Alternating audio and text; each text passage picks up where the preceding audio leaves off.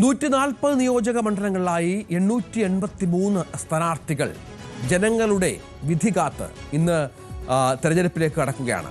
30,495 polling ബൂത്തുകളാണ് സജ്ജമാക്കിയിട്ടുള്ളത്. ഇതിൽ 2040 എണ്ണം പ്രശ്നബാധിത ബൂത്തുകളാണ് എന്നുള്ള കണ്ടെത്തൽ തെരഞ്ഞെടുപ്പ് കമ്മീഷന്റെ ഭാഗത്തുനിന്നുണ്ട്.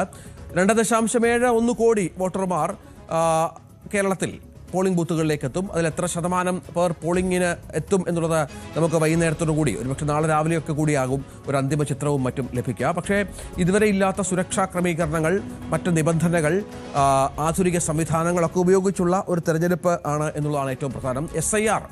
SIR പൂർത്തിയാക്കിയ ശേഷം ഉള്ള ആദ്യ തെരഞ്ഞെടുപ്പ് കൂടിയാണ് ഇത് എന്നുള്ളത് ഏറ്റവും പ്രധാനപ്പെട്ട ഒന്നാണ്. ഭരണ തുടർച്ച LDF പ്രതീക്ഷിക്കുമ്പോൾ അധികാരം തിരികെ പിടിക്കാമെന്ന ആത്മവിശ്വാസത്തിലാണ് UDF. 5 സീറ്റുകളിലെങ്കിലും വിജയം NDA പ്രതീക്ഷിക്കുന്ന പശ്ചാത്തലമുണ്ട്. മോക്ക് പോളിംഗ് പല സ്ഥലങ്ങളിലും ആരംഭിച്ചിട്ടുണ്ട്.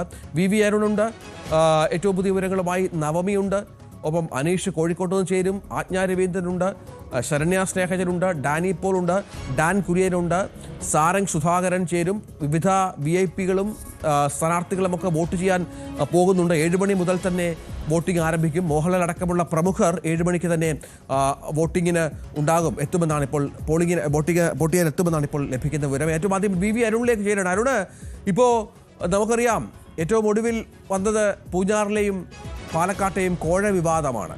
വോട്ടിന് പണം നൽകുന്നു എന്ന വിവാദമാണ്.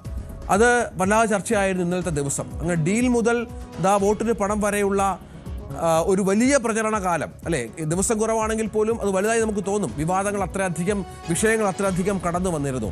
ഏറ്റവും ഒടുവിൽ തെരഞ്ഞെടുപ്പ് ദിവസത്തിലേക്ക് വരുമ്പോൾ ഇന്നും ഇത്തരം വിഷയങ്ങൾ മുന്നണികളെല്ലാം സജീവ ചർച്ചയാക്കുമെന്ന് തന്നെ കരുതണോ?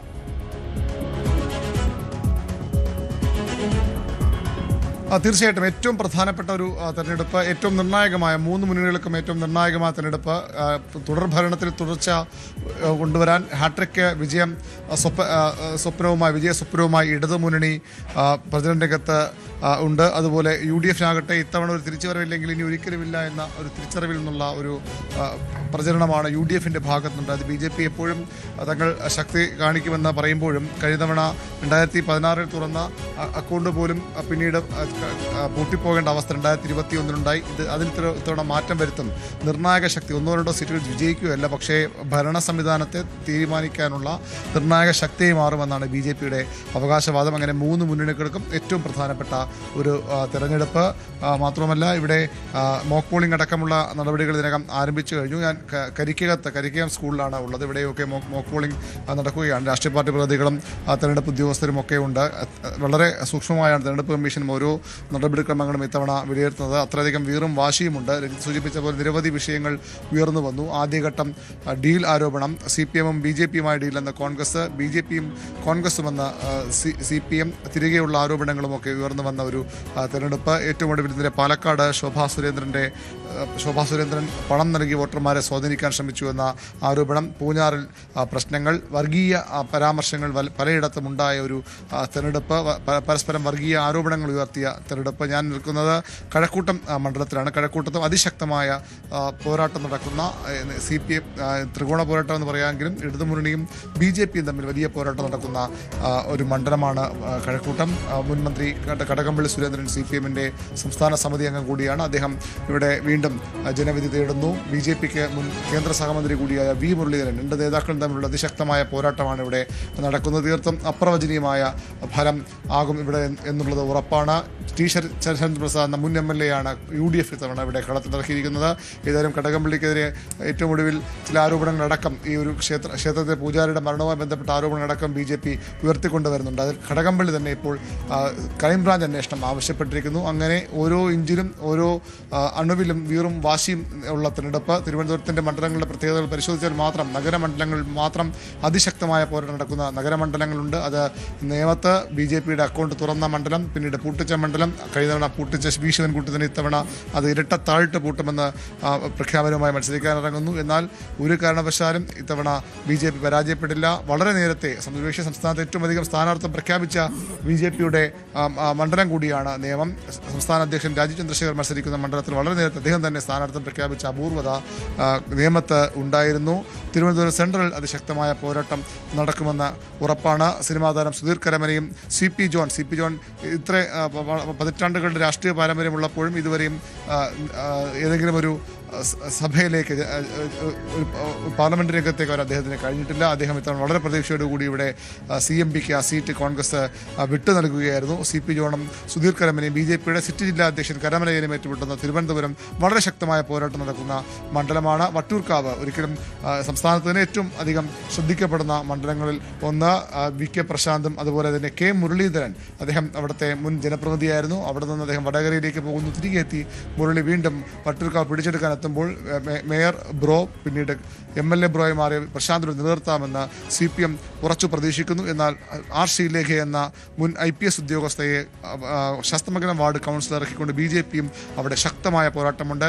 അക്ഷരാർത്ഥത്തിൽ അവിടെ 1-2 സ്ഥാനങ്ങളിൽ പോലും ആര് എന്ന് പറയാൻ കഴിയാത്ത തരത്തിലുള്ള ത്രികോണ പോരാട്ടം, അതിശക്തമായ ത്രികോണ പോരാട്ടം. ആര് ജയിക്കും, ആര് പരാജയപ്പെടുമെന്ന് പറയാൻ കഴിയാത്ത അതിശക്തമായ പോരാട്ടം വട്ടിയൂർക്കാവിൽ നടക്കുന്നു. ഇത് നഗര മേഖലകളുടെ മാത്രം കാര്യമാണ് ഞാൻ പറഞ്ഞത്. കോവളത്ത് കോൺഗ്രസിൻ്റെ കഴിഞ്ഞ തവണത്തെ ഏക സിറ്റിംഗ് സീറ്റ് തിരുവനന്തപുരം ജില്ലയിൽ, അവിടെ ഇത്തവണ വിൻസെന്റ് വീണ്ടും ആ സീറ്റ് നിലനിർത്തുമെന്ന പ്രതീക്ഷയാണ് കോൺഗ്രസിനുള്ളത്. എന്നാൽ പിടിച്ചെടുക്കാൻ ഭഗത് റുഫസ് എന്ന ഒരു യുവ നേതാവിനെയാണ് അവിടെ ഇടതുമുന്നണി സ്വതന്ത്രനായി രംഗത്തിറക്കിയിരിക്കുന്നത്. അരുവിക്കരയിൽ VS ശിവകുമാർ, മുൻ ആരോഗ്യമന്ത്രി കൂടി VS ശിവകുമാർ ഇത്തവണ അരുവിക്കരയിലാണ് ഭാഗ്യപരീക്ഷണത്തിൽ ഒരുങ്ങുന്നത്. അവിടെ G. സ്റ്റീഫനെതിരെ അതിശക്തമായ പോരാട്ടം ഇതിനകം ശിവകുമാറിനെ കാഴ്ചവെക്കാൻ കഴിഞ്ഞിട്ടുണ്ട്. നെയ്യാറ്റിൻകരയാണ് UDFന് പ്രതീക്ഷയുള്ള മറ്റൊരു മണ്ഡലം. N. ശക്തൻ എന്ന മുൻ ഡെപ്യൂട്ടി സ്പീക്കർ രംഗത്തിറക്കിക്കൊണ്ട് നിലവിലെ MLA ആൻസലിനെതിരെ വളരെ ശക്തമായ പോരാട്ടം അവിടെയും നടക്കുന്നുണ്ട്. അവിടെയും ഒരുപക്ഷെ ഭാഗ്യനിർഭാഗ്യങ്ങൾ മാറി മറിയുന്ന ഒരു തെരഞ്ഞെടുപ്പായി മാറാം. കാട്ടാക്കടയിൽ ഒരു പുതുമുഖ സ്ഥാനാർത്ഥി ഇറക്കിക്കൊണ്ടാണ് UDF 2 തവണ തുടർച്ചയായി ജയിച്ച IB സതീഷിന് വലിയ വെല്ലുവിളി ഉയർത്തുന്നത്. അങ്ങനെ വർക്കല കഹാർ എന്ന അവിടുത്തെ മുൻ MLA രംഗത്തിറക്കിക്കൊണ്ട് CPMന്റെ സംസ്ഥാന കമ്മിറ്റി അംഗം കൂടിയായ മുൻ ജില്ലാ സെക്രട്ടറി കൂടിയായ V. ജോയ്ക്ക് അതിശക്തമായ വെല്ലുവിളി ഉയർത്തുകയാണ് കഹാർ. അങ്ങനെ വർക്കല ആ രീതിയിൽ വളരെ ശക്തമായ പോരാട്ടം. ചിറയൻകീഴിൽ രമ്യ ഹരിദാസിന്റെ സാന്നിധ്യമാണ് അവിടുത്തെ പോരാട്ടത്തെ വളരെ പ്രത്യേകതകളുള്ളതാക്കുന്നത്. അവിടെയും അതിശക്തമായ പോരാട്ടം നടക്കുന്നു. ഇടതുമുന്നണിക്ക് സ്വാഭാവികമായും വലിയ മേൽക്കൈയുള്ള ഒരു മണ്ഡലമാണ് ചിറയൻകീഴ്. പക്ഷേ രമ്യ ഹരിദാസിന്റെ വരവ് അവിടെ കാര്യങ്ങൾ മാറ്റിമറിക്കുമെന്ന പ്രതീക്ഷയാണ് UDF കേന്ദ്രങ്ങളിൽ ഉണ്ടാക്കിയിട്ടുള്ളത്. അതുപോലെ തന്നെയാണ് വാമനപുരത്ത് ഒരു യുവ നേതാവിനെ ഇറക്കിയാണ് CPM കോട്ട പൊളിക്കാൻ ഇത്തവണ അവിടെ DK മുന്നേ പരാജയപ്പെടുത്താൻ UDF വലിയ ശ്രമങ്ങൾ നടത്തുന്നത്. അങ്ങനെ ഓരോ മണ്ഡലം ആറ്റെങ്കിലും ഒക്കെ ആ രീതിയിൽ ശക്തമായ പോരാട്ടം നടക്കുന്ന മണ്ഡലങ്ങളാണ്. അങ്ങനെ അതിശക്തമായ ത്രികോണ മത്സരം നടക്കുന്ന നിരവധി മണ്ഡലങ്ങളുള്ള തിരുവനന്തപുരം സംസ്ഥാന രാഷ്ട്രീയത്തിലും ഏറ്റവും നിർണായകമായ തെരഞ്ഞെടുപ്പ്. ഏത് വിധേനയും ഭരണം നിലനിർത്തുമെന്ന്, ചില സീറ്റുകൾ ഒരു സിറ്റിംഗ് സീറ്റ് നഷ്ടപ്പെട്ടേക്കാം എങ്കിലും 80 മുതൽ 85 സീറ്റ് വരെയെങ്കിലും നേടി ഭരണം നിലനിർത്താമെന്ന ഉറച്ച പ്രതീക്ഷയാണ് മുഖ്യമന്ത്രി പിണറായി വിജയനുള്ളത്. പക്ഷേ അദ്ദേഹം കഴിഞ്ഞ ദിവസം സംസാരിക്കുമ്പോൾ പറഞ്ഞത് 99 സീറ്റ് 2020 ലഭിച്ചെങ്കിൽ അതിൽക്കാൾ ഒരു സീറ്റെങ്കിലും അധികം നേടി ഭരണ തുടർച്ച ഉണ്ടാക്കുമെന്ന് മുഖ്യമന്ത്രി അവകാശപ്പെടുമ്പോൾ കംഫർട്ടബിൾ മജോറിറ്റിയിലേക്ക് എന്ന് പറഞ്ഞ പ്രതിപക്ഷ നേതാവ് 100 സീറ്റ് ലഭിക്കുമെന്ന ഒരു പ്രതീക്ഷയിലേക്ക് ഇപ്പോൾ പ്രതിപക്ഷ നേതാവിന്റെ രാഷ്ട്രീയ ഭാവി കൂടി തീരുമാനിക്കുന്ന ഒരു